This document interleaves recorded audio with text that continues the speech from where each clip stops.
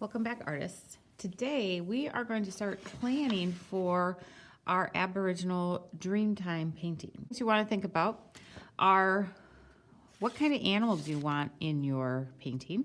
And then you're also going to want to think about some of the symbols that you can include in your background. So our first step is to find our next empty page in our learning log.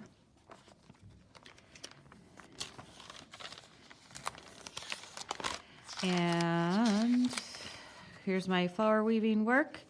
And then I have my next empty page.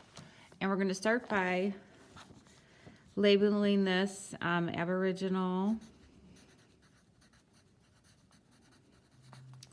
Dreamtime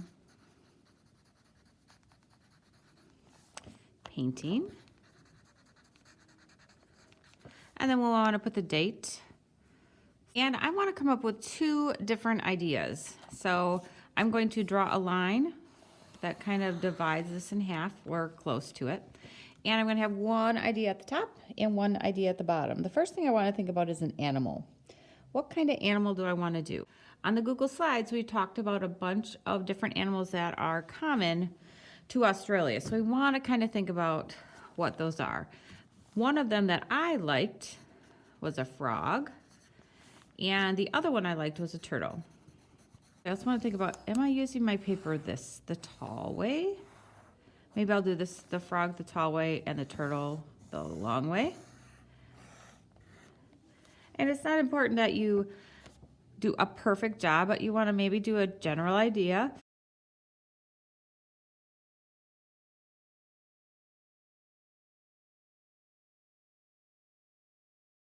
And then I want to think about what I want to put in here. What do I want this to say? Do I want to do some tracks, watering holes, digging sticks, any of these things? And I'm going to just put those in the background. I'm also going to think about dividing this up using lines. So I could use straight lines or curved lines. If you look at this where there's a meeting place, they have lines coming out. So maybe on this one I would do, put the circle together, and then I would have the lines sort of coming out on all four sides to show kind of different paths. And then maybe I could do another one over here.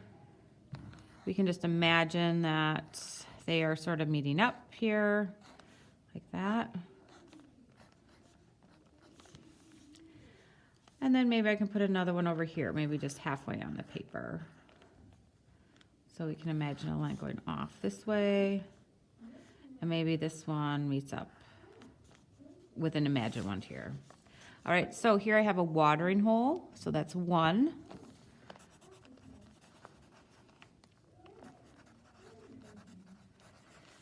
I have a meeting place.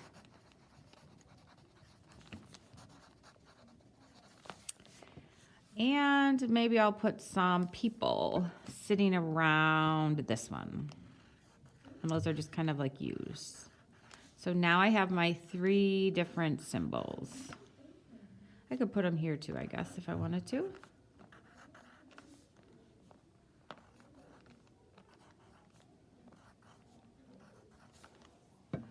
And then I'll have people sitting.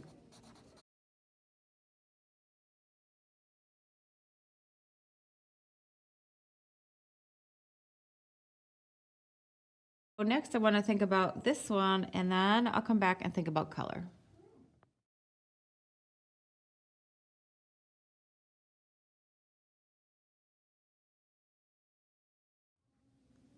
All right, now that I have my two sketches done, I'm going to pick the one that I like the best, and I think I am going to go with a frog. And my next step would be to think about colors. We want to use contrasting colors, so colors that are very different. All right, so this is a very light color, this is a very dark color, so that helps these white dots stand out. That would be a light to dark contrast. I also have bright. Orange is a really bright color. Black is a really dull color. When I put those next to each other, they also stand out because of bright to dull contrast. And then you can also think about contrasting colors. I know that blue is across from orange on the color wheel. So because they are very different, also think about how this is a warm color versus a cool color. And those are all ways that you can have contrasting colors. So when we have colors that are contrasting,